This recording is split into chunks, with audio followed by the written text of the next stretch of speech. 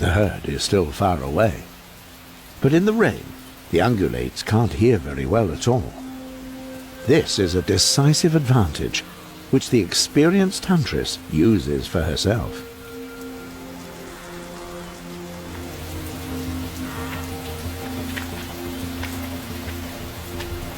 The wildebeests want to leave the wet valley. They still haven't noticed the proximity of the cats.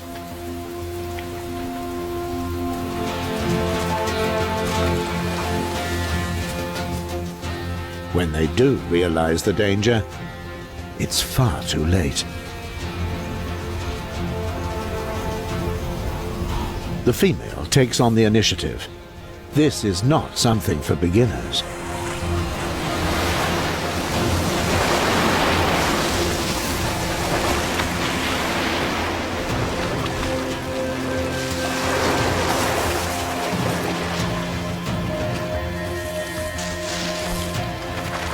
The sons try their best to support her, but the wildebeest mother remains undaunted and returns to her calf.